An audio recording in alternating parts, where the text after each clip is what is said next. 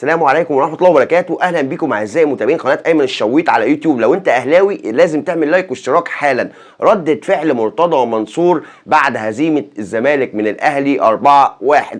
طبعا كلكم ممكن تكونوا متوقعين هو هيقول إيه، بس برضه هنعرفكم هو عمل وقال إيه.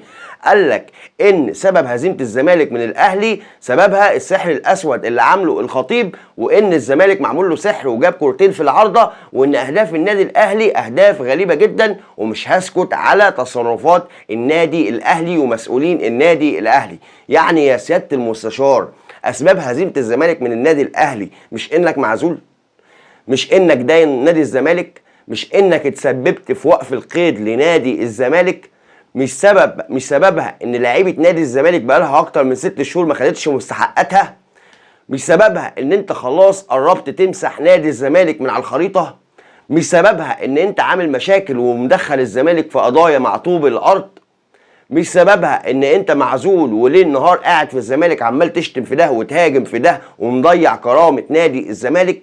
يعني مش سببها ان انت عامل مشاكل قد كده لنادي الزمالك في الفيفا.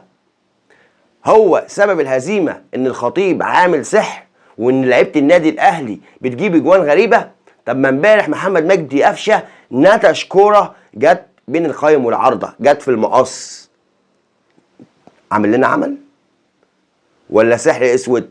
طب احنا لو عم بنعمل عمل وشاطرين قوي في موضوع العملات ده، ليه ما بنعملش عمل ناخد بيه كاس العالم للانديه؟ حسبي الله ونعم الوكيل فيك. ضيعت نادي الزمالك المنافس. لكوا الله يا جماهير الزمالك، اقسم بالله لك الله يا جمهور الزمالك. انا مش عارف جمهور الزمالك حرفيا مستحمل ازاي اللي بيحصل فيه ده.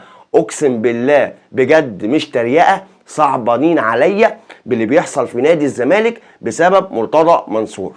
في نهايه الفيديو ما تنساش تعمل لايك واشتراك في القناه. السلام عليكم.